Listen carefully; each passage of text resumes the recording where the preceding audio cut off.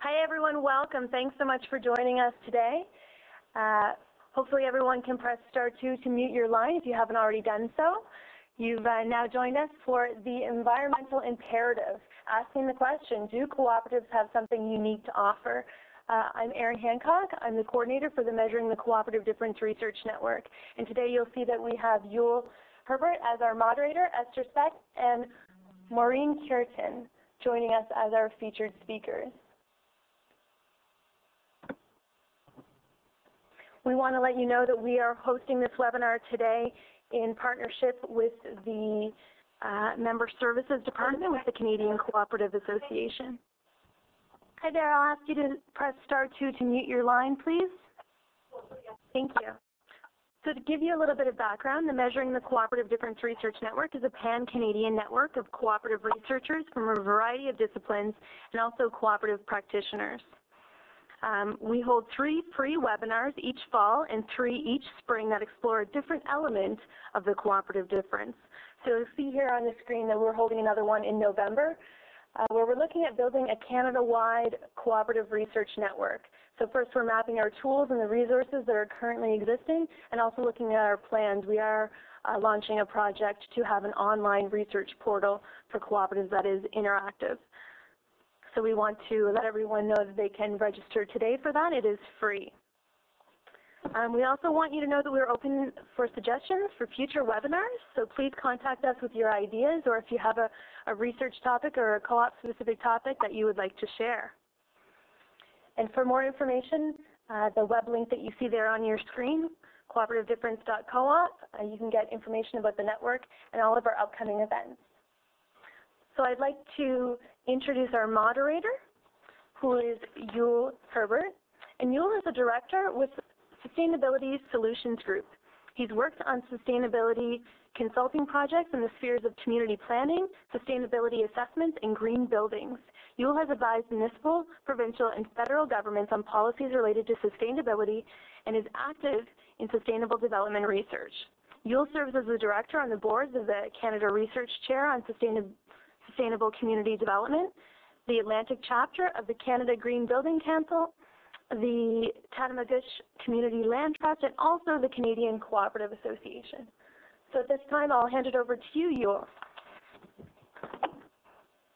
Thanks, Erin.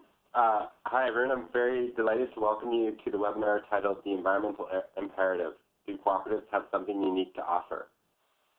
In 2009, the International Co-op Alliance, ICA, which is the International Organization of Cooperatives, passed a resolution at its General Assembly in Geneva calling for a sustainable energy economy and cooperative action to mitigate and adapt to climate change. We have a committee on environmental sustainability at the Canadian Cooperative Association, and last fall our committee responded to that resolution by passing a framework for action on environmental sustainability.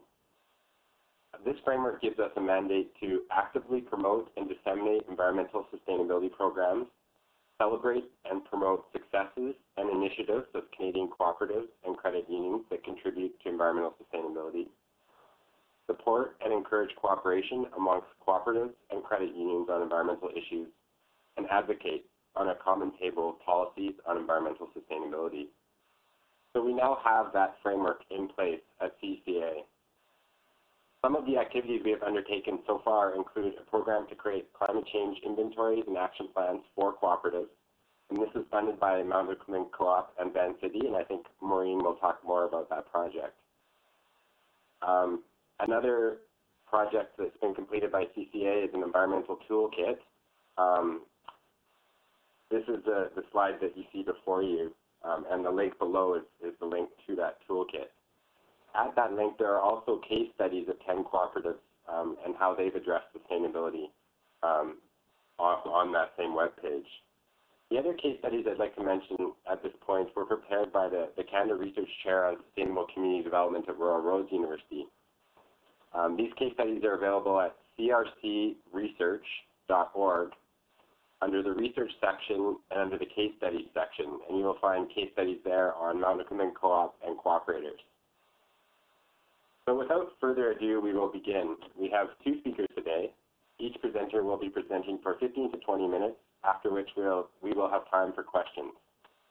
And to ask a question, I request that you raise your hand in the chat bar. And I think there's a little button that allows you to do that. And then we will call on you. So we'll start with Esther Speck. Esther leads Mountain Equipment Co-op strategy to create business and member value and maximize MEC's impact in doing less harm and more good in our operations, or in MEC's operations, supply chain, and communities. She's a strategist, catalyst, and leader of change. I can attest to all of those things. Esther brings 10 years of experience in sustainability, business, and long-term planning to MEC and the outdoor industry. She has an MBA and Master's in Resource Management from Simon Fraser University and had the good fortune to participate in the Bologna program for cooperative economics. She is an active outdoor enthusiast, from trail running to paddling to triathlon, and is slowly working her way through sampling every product MEC sells. So I'll hand it over to Esther at this point. Hello, everyone, and let me just, okay, let me see here. I'll show my screen. I'll just get the technology down and then speak up. Okay, Yul, could you let me know, can you see the screen? Yeah, you're good to go. Good to go. Okay, thank you. Well, thanks, Yul, for the introduction, and Aaron for inviting us to participate here. It's great to be here and just, really participate in this conversation. And I'm looking forward to running through some of our experiences here at Mountain Equipment Co-op, and then also, and hearing more from Maureen, and also just having conversation with all of you, because I'm sure you're all sort of working on this in some way, shape, or form. So just a few words about Mountain Equipment Co-op. We began 40 years ago now as a few climbers who wanted to access gear. And the photo here shows our first storefront. And things have evolved since then, as they have for all of our organizations. But the spirit, sort of that entrepreneurial spirit, is the same. Now we have 3.5 million members, mainly, of course, in Canada, but some international, 14 stores across the country. Sort of definitely broader outdoor activities, both sort of in the backcountry and in your urban environments. Sales are approximately $265 million, and we invest 1% of our revenue in community programs, and are a member of 1% for the planet. Now, we're sort of asked to talk about sustainability today, and the question is, why do we care? And I think for us, the big part of the framing is that we know that everything we do, we make, buy, sell, has an impact on the planet. So we have a responsibility and an opportunity to basically reduce and improve those impacts, to have them become positive impacts. Our business depends on endless resources and energy, on places to play and be inspired. So that's a big motivator for us, in addition to our values. And MEC has over the years has taken steps in this space, but certainly has a long way to go. And today, so we're asked to really consider how the cooperative structure, what's unique about the cooperative structure that enables some of this work. And if it doesn't already, it should, so that we can all be leaders in this space. So that's kind of the framework, I think, that we'll all of this. And I've just included the co-op principles here. We're all thinking about them as we go sort of through this case study. I'm going to start off with just a few highlights of our journey sort of along the way. Actually, and one thing before I dive into this as well, is just to let people know Karen Miner, one of our board members, is also on the call, so she'll be able to also answer questions from a board perspective if you have any. Okay, now diving into the journey. So one of the earliest, we've always had initiatives going on environmentally because people just cared, so they just kind of did what they felt like they needed or wanted to do in their space. And over time, the work became more strategic.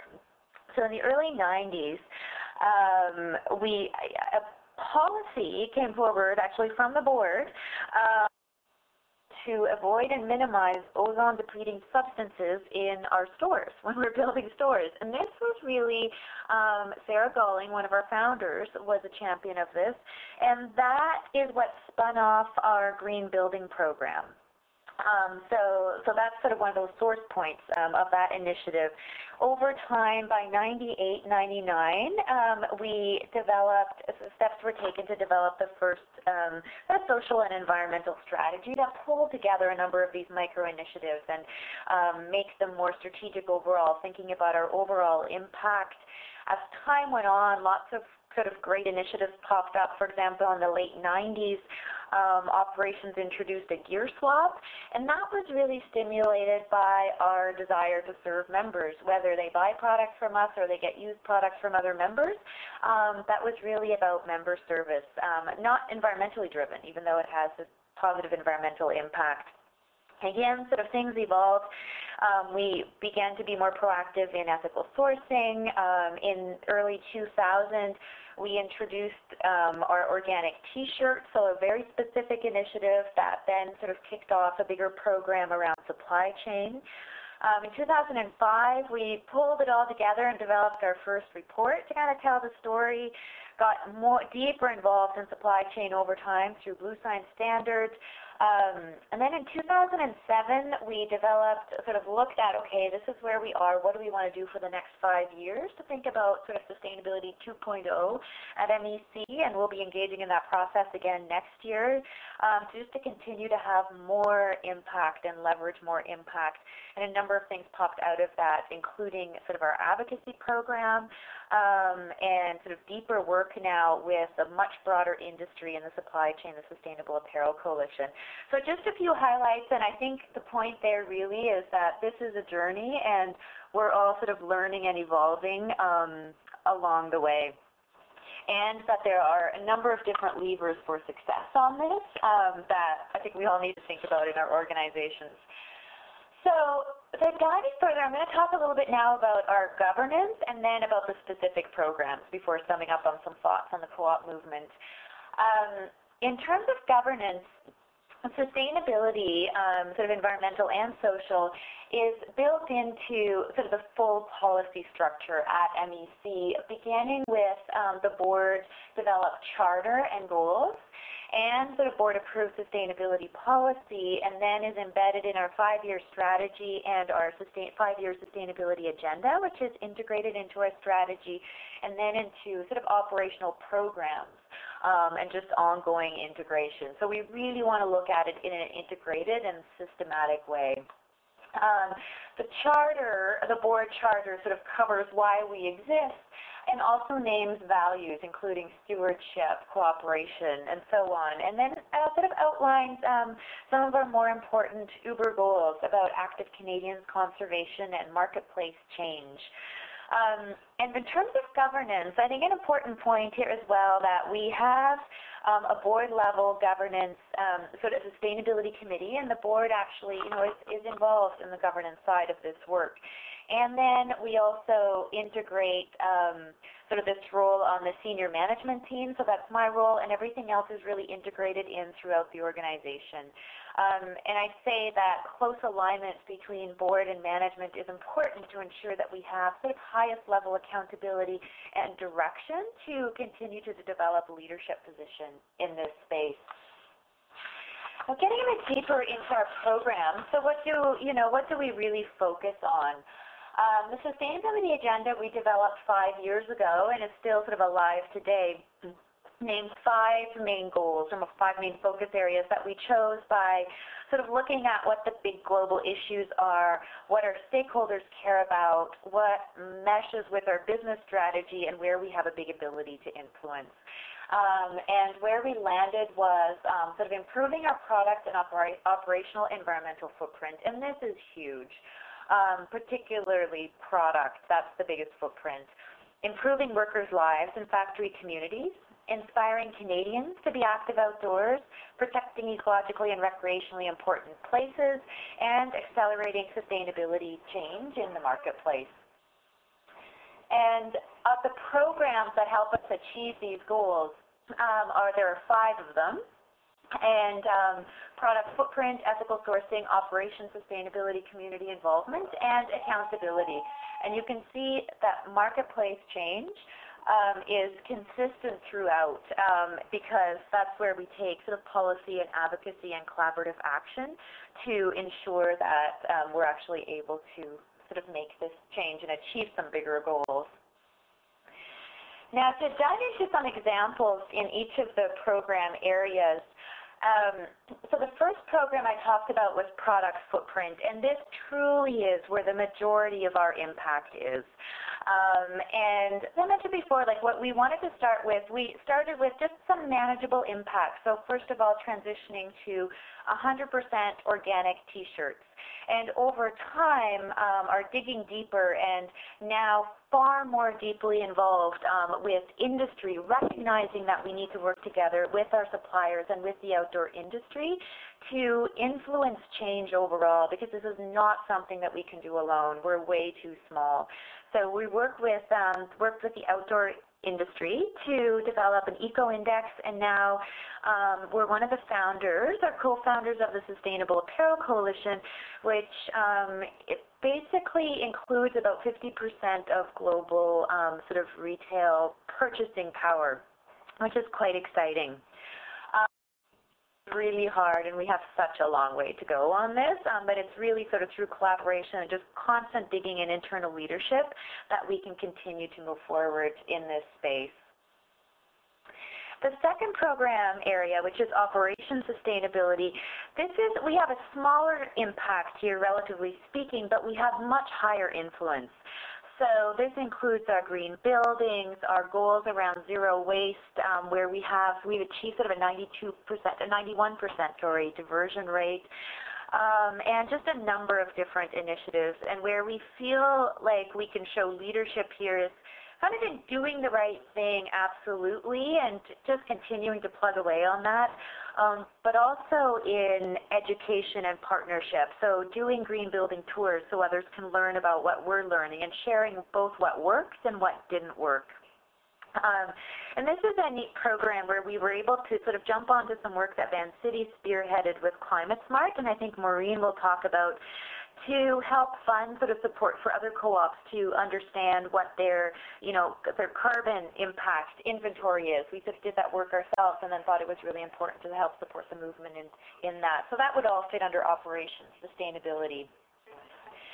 Ethical sourcing links to our factory communities, and I'm not going to talk about that much because the focus here is environmental, but it's really about sort of social conditions from where we source products. And then the fourth program area is community involvement, and this is, obviously a very important and core program where we decided as an organization to invest in the outdoor community with the goals of protecting places and enabling activity. We became a member of 1% for the Planet in 2006, which basically says that we commit to investing at least 1% of our revenue towards NGOs and organizations that are doing progressive work in the environmental space, and for us it links to our community involvement goals. And again, from a leadership perspective, we felt it was important to try to leverage sort of our connections, and so when we joined 1%, we sort of helped to launch 1% across the country through the Communities Foundation to try to have sort of more membership in the organization as a whole. And it's pretty exciting to see that we were the 6th business to join in Canada, and now there's almost 150. Anyway, there's a big call out for anyone who's interested in participating. It's a really neat network and organization for all organizations, sort of co-op, for-profit, any kind of business.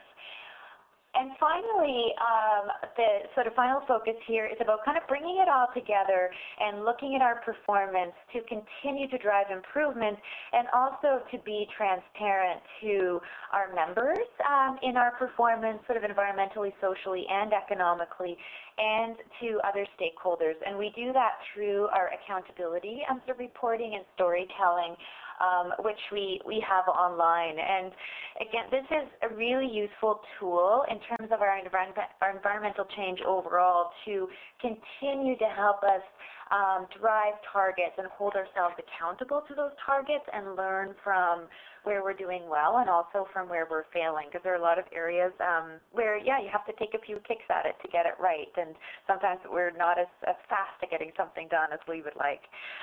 But this is worth, we want to be really transparent around that. And this basically just shows a dashboard of transparency. So what we said we would focus on, what our trends are over time, what our targets are, how we're performing, and then you can click to learn more about why we're doing well, why we're not, and what our plans are for going forward on the environmental side and in other areas as well.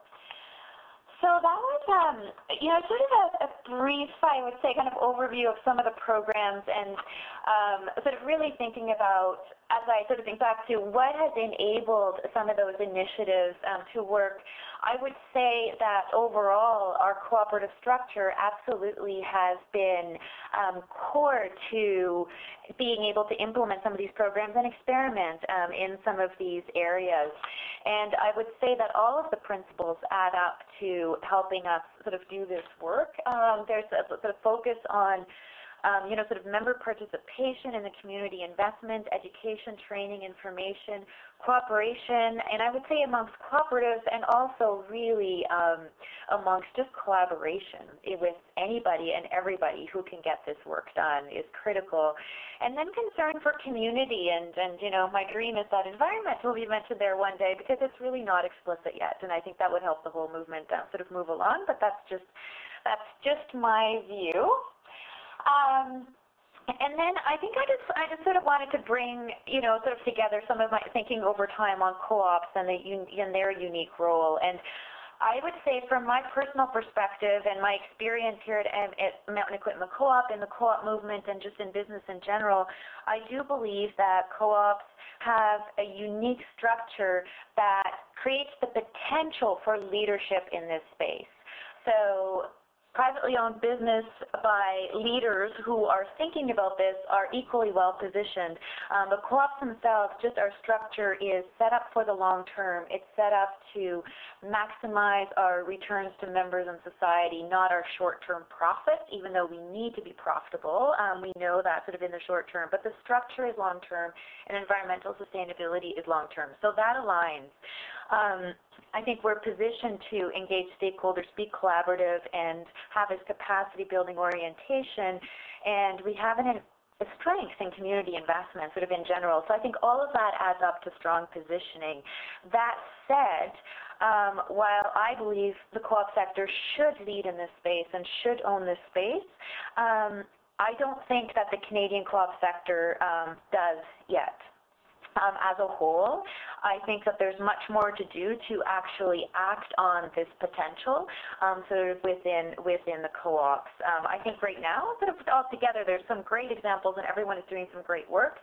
But I think there are a lot of other organizations that are also doing great work, and we have the potential to take it further. And and some of my thinking on this is that regardless of the structure of the business, to get this done, it requires internal leadership. It requires some clear goals and strategy and implementation structures, and real orientation to outcome and impacts, and the necessary partnerships and networks to succeed. And that really transfers across all sectors. So I'm looking forward to the co-op sector continuing to sort of drive forward and move towards kind of holistic leadership sort of in this space.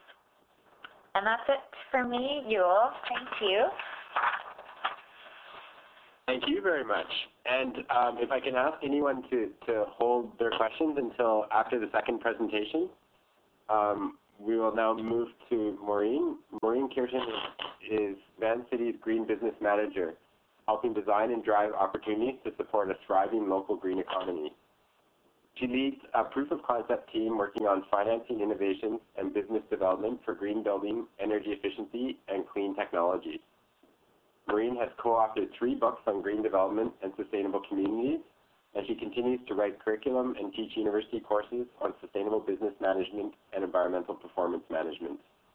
Her education includes an undergrad degree in natural resource and environmental management, an MBA, and diplomas in adult education and renewable energy. Maureen.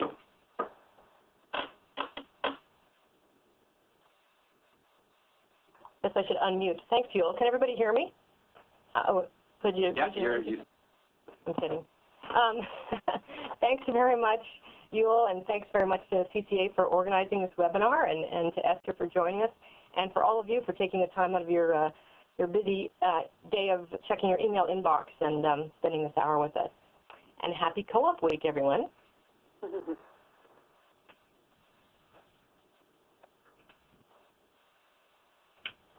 So you've already seen these principles, but today I'm going to focus on 4 key cooperative principles in the context of Vancity's environmental leadership and values.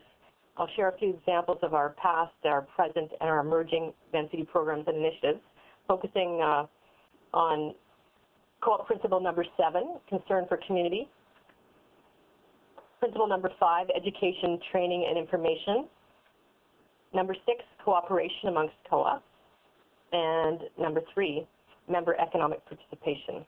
That's not to say we've no regard for the other 3 principles. I'm just going to focus on these because of the strong alignment with Vancity's environmental commitments and actions. But before I get into it, I do want to introduce Vancity and say happy birthday to us, because last week we celebrated our 65th birthday. In fact, we're celebrating it all year, which I think once you hit 40, you should celebrate all year. But for us, 65 years ago, this small group of people that you see here in this photo got together and recognized there's a problem in our community, and they wanted to do something about it. And of course, this is not really our founders. I'm just checking to see if you guys are on your email or paying attention here. So for Vancity, I say this is a group of folks that came together to share resources and help each other. And our key resource that we share is money. We're a financial institution. Our founders recognized the gap in our local community was that folks that lived outside the wealthy neighborhoods couldn't get access to mortgages to buy a home. So the Fab 14 got together and they pooled their money, and I think that at the end of year 1 they had just over $1 in return on that investment. Flash forward 65 years and we've got $15 billion in assets and more than 400,000 members in our local community. Now that's still really teeny tiny compared to the big banks in the world and the big banks here in Canada. But we're a very large credit union in this country. Outside Cape Populaire, we're the largest. And for those of you outside British Columbia, we operate specifically in the small corner of southwestern BC, which is also where most of our population lives and works. But our reach is certainly well beyond East Vancouver these days. And our growth and success is thanks to our members, who continue to pool their financial resources with Vancity. They trust us to manage their money, to invest it, to leverage it, to lend it to other members, and to make good money for them. And with this good money, we aim to help create healthy local communities and a vibrant local economy, which in turn helps our members to thrive and prosper. And I think you folks out here are going to hear this message over and over again at Vancity, where we want to make that connection that by placing your trust in us to manage your money, you're helping create healthier communities. So that brings us to my favorite cooperative principle, concern for community. And this really is the root of much of our focus at Vancity. We recognize that caring for our community includes doing good for our planet. It's about the air we breathe, the water upon which all life depends, and the natural resources that our communities need in order to thrive and prosper and to play with all your great MEC equipment. So we've been committed to environmental leadership for quite some time, not for the full 65 years, at least not as I understand it. I wasn't around back then, although some days it feels like it. But as a financial co-op, we can't spend all day long hugging trees. So what we do is we find ways to align our environmental commitments with our core credit union goals and business activities, just as you've heard Esther talk about how they've aligned it with MEC's core business activities. And as a result of this alignment, we've had great environmental success, and it does not detract from our financial prosperity or the financial prosperity of our members. So how do we do this? Well, here's really easy examples. we're always working to improve our operating efficiency, and on many fronts. And energy efficiency is just one element of operating efficiency. So we started about a little more than a dozen years ago, we started tracking the financial benefits of our energy performance. And in terms of dollars saved in energy efficiency alone, it's generated in excess of $3.6 million in operating savings. So that's money that we can put to much better use than just paying utility bills.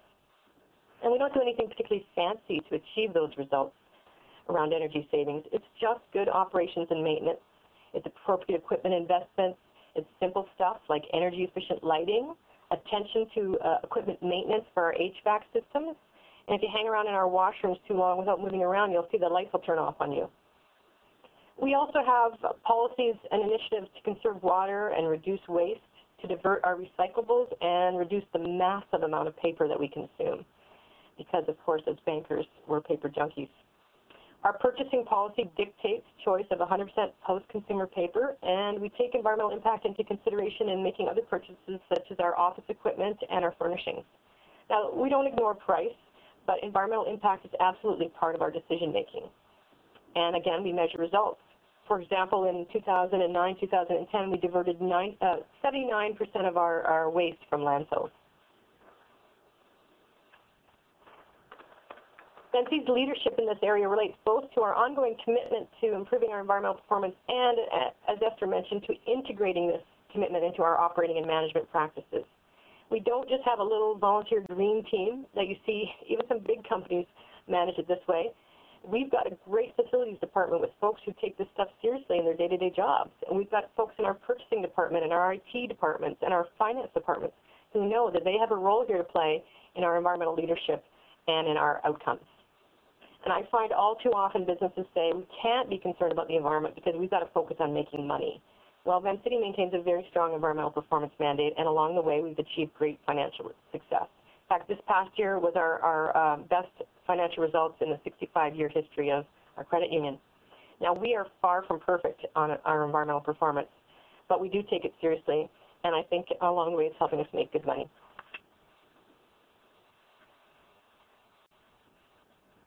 So,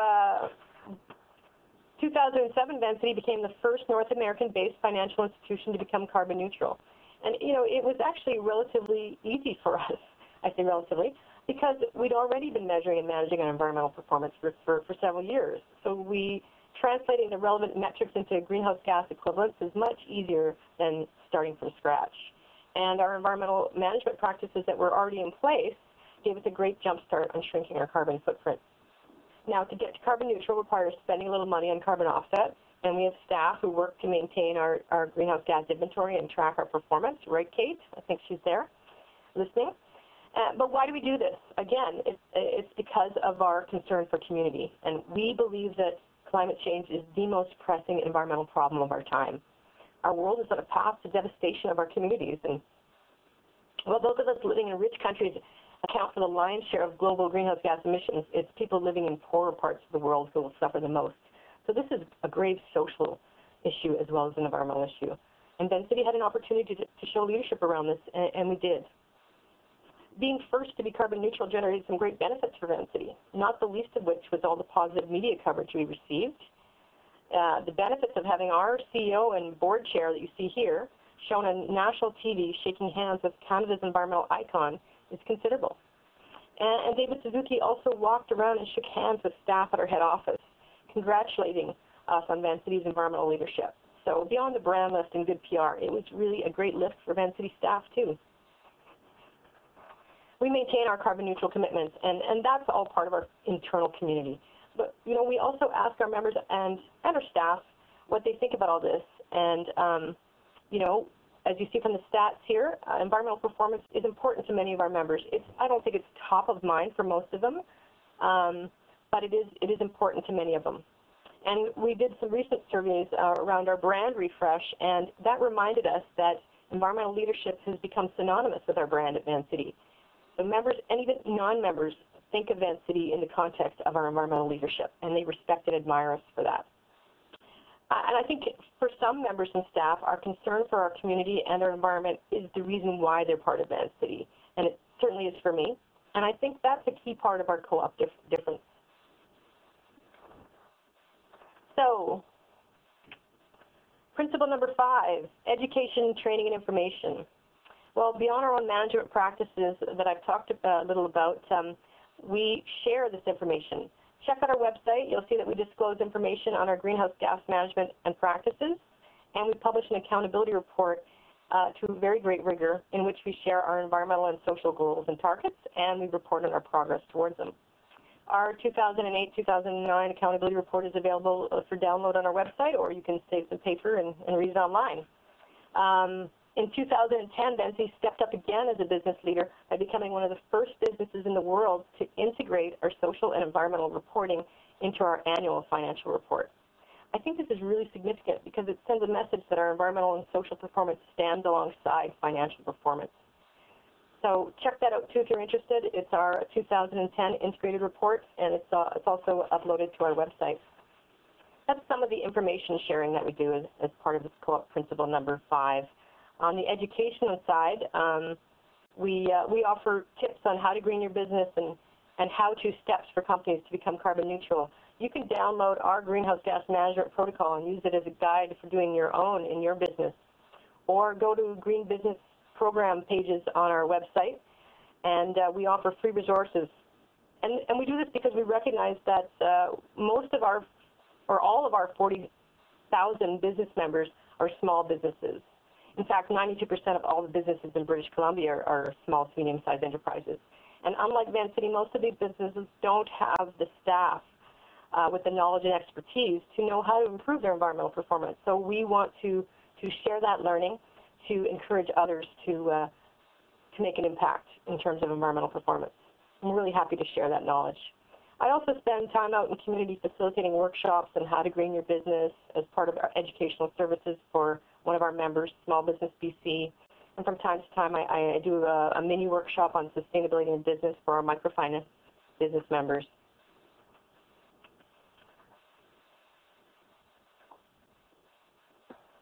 We fund various educational publications, such as Sustainability at Home, which is a toolkit for how to shrink your environmental footprint at home, and Doing Business in a New Climate, which is a step-by-step guide to measuring and managing GHG footprints for businesses. Both of these publications you can get through David Suzuki Foundation, although I do have a few copies of the latter. In partnership with the Real Estate Foundation, every year we support projects and publications that help educate people about environmentally progressive ways to approach the built environment, and there's some really cool projects that come out of that. And we also seeded, as you've heard a couple times now, Climate Smart Business. So we seeded the startup of this, which was a great idea. Again, there was a recognition that big companies had the wherewithal to be able to measure and manage their carbon footprint, but there wasn't a lot of guidance or protocol for little guys. So they designed a process, and I continue to provide pro bono services as a trainer for some of their workshops, and each year Van City provides scholarships for businesses to participate in the Climate Smart Training Program. To date, I've trained more than 150 people from local businesses to measure and manage their carbon footprint. And that represents about 22,000 tons of CO2 under management, and a really great bunch of inspiring local businesses that are doing some pretty cool things to shrink their carbon footprint. It's one of the things that I get excited about doing my job, because it's great what we're doing at Van City, but it's really inspiring to see that other folks are doing it too. This year we've earmarked scholarships for up to 46 more businesses to participate, and I'll be starting another round of training in December. As Esther and Yul mentioned, we partnered with the Canadian, we partnered with MEC last year to offer climate smart training specifically to co-ops and credit unions. And this, as Yul said, was an outcome of recommendations from our CCA Environmental Committee, and an initiative to support cooperation amongst co-ops, which, as you all know, is part of principle number 6.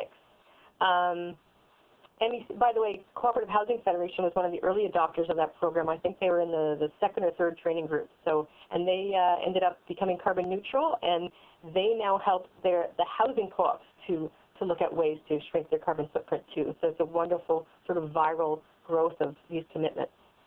I had the privilege of facilitating the co-op climate smart training sessions last year, And while it was great to have this variety of co-ops in the room, I found it really particularly heartening to have other credit unions participate in our training program, as well as the very keen reps from CUMAS, who works with credit unions on the insurance side. Now, I think some folks might think that credit unions in BC would be competitors and wonder why we'd work together on this. But we had a wonderfully collegial environment in this training session, and I was really impressed by some of the ideas that the other credit unions generated for shrinking their environmental footprint. In particular, I remember discussing some of the challenges of paper reduction, and as you probably have experienced, bankers have our paper problems, mountains of papers for our documents for mortgages and loans and Visa card applications and insurance forms. But what you might not realize is that some of this paper consumption is beyond the individual control of credit unions, because we're constrained by legal requirements and credit union rules and regs.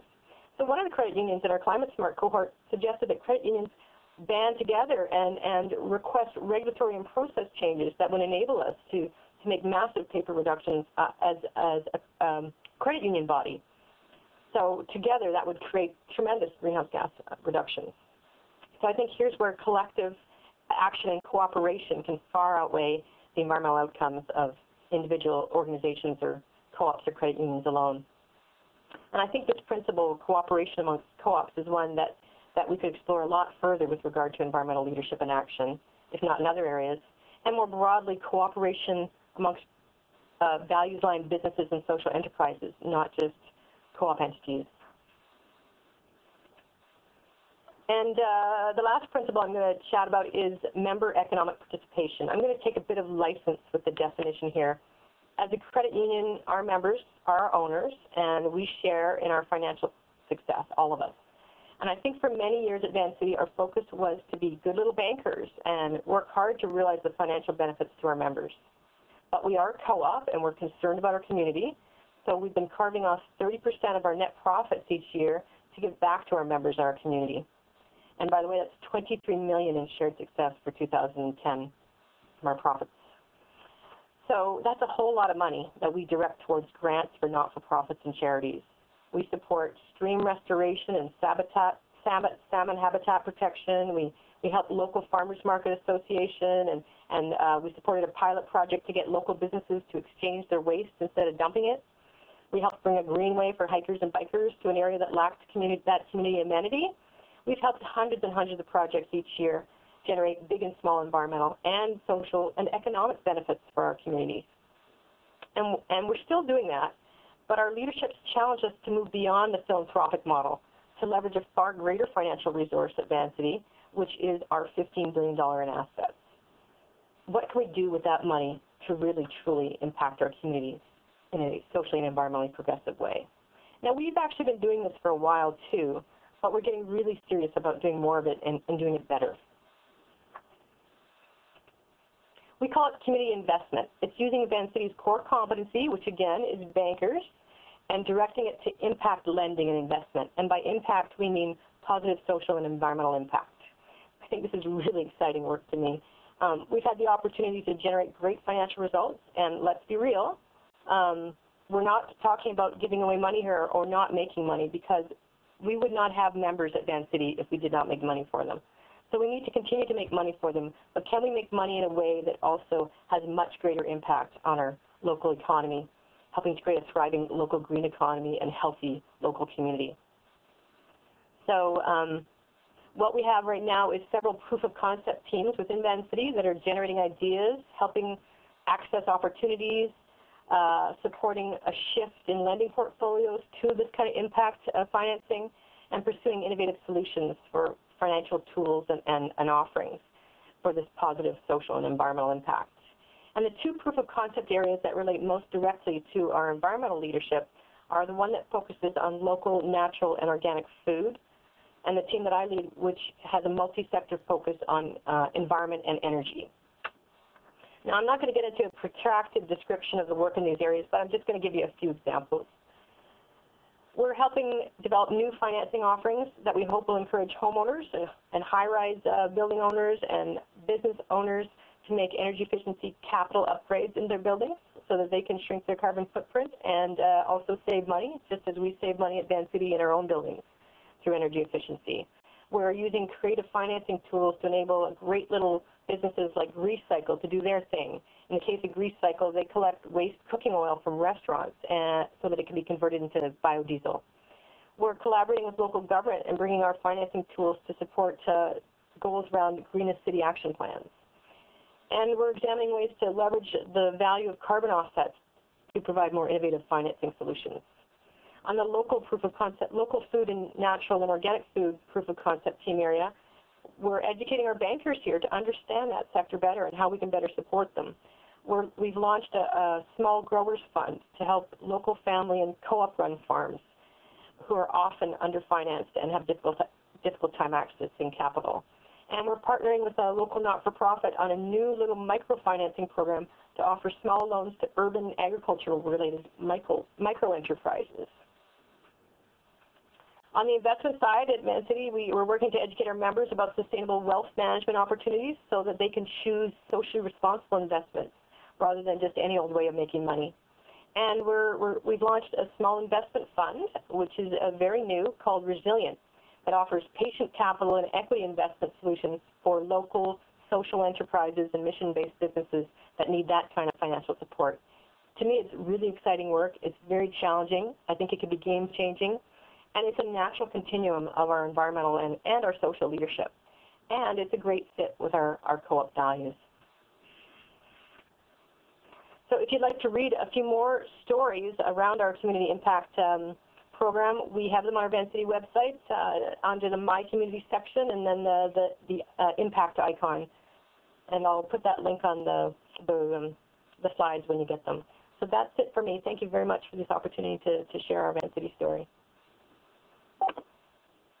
Thanks, Maureen. So you've just heard presentations by two of the most fascinating organizations leading the way to address environmental imperatives in Canada, and I would argue beyond Canada as well.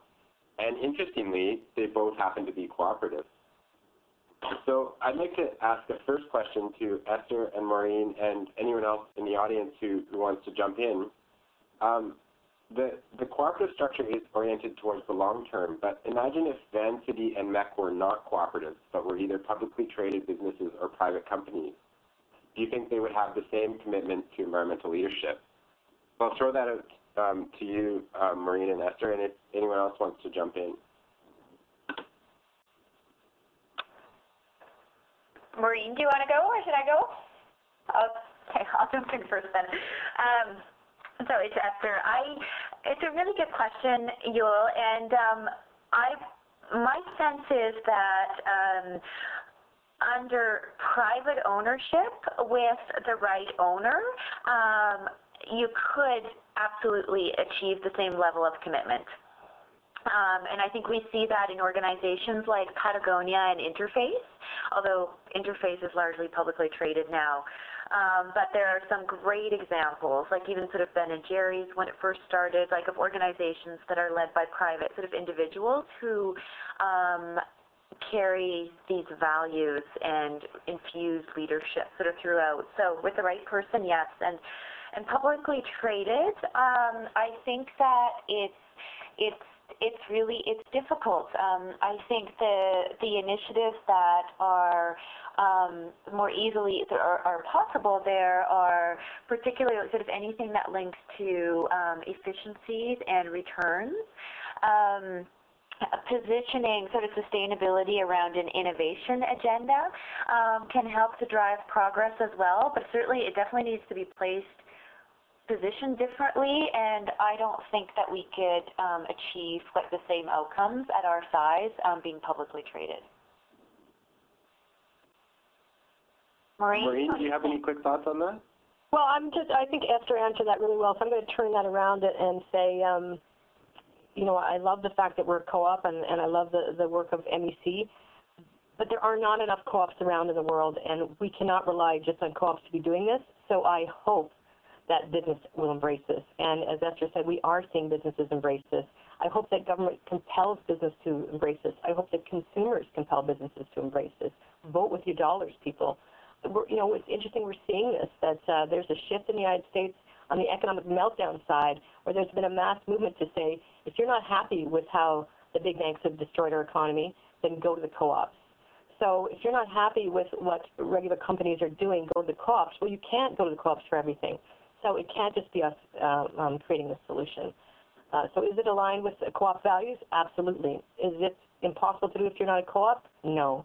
I think there's great opportunities, particularly if you integrate it into your business model and align it with your business goals. Then it's not a choice of profit or environmental leadership. It can be both. Yeah, I might just add to that, Maureen, that, for example, in the outdoor sector, we see, in some cases, more leadership from other organizations as well. So I would say, like, I definitely, absolutely believe in Embrace is amazing and such unique opportunities with the co-op model.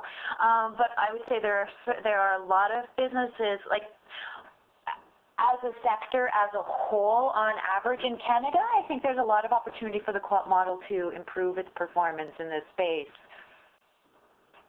We have a question from Amanda from Co-op Enterprise Council New Brunswick. Amanda? Hi, Yul. This is Erin here. I just sent it to you by chat if you'd like to read it out. She's having problems with audio. Oh, okay. I didn't get it. Could you read that out?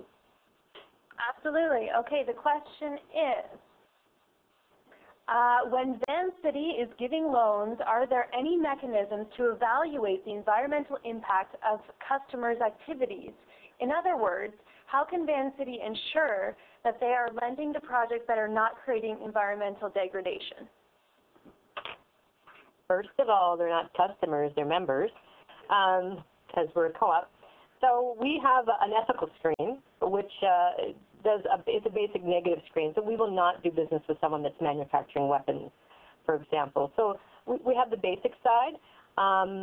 Then we have what we're doing around our proactive side that I talked about, community impact. So what we're doing is not necessarily screening out the company that is not doing anything particularly environmentally progressive, but we are actively seeking to do business with those that are environmentally progressive.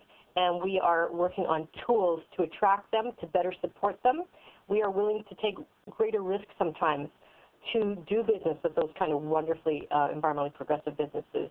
So we're sending a message to the community that this is important to us, and if you want to do banking with us, then yeah, step up and perform. Will that be enough to implement, radical change for every business? No, because if they don't feel that way, there's lots of big banks that they can do business with. But it is becoming part of the criteria around which we're driving our community impact lending. Does that make sense? Thank you, Maureen. And I think we're actually out of time already. It went by very quickly.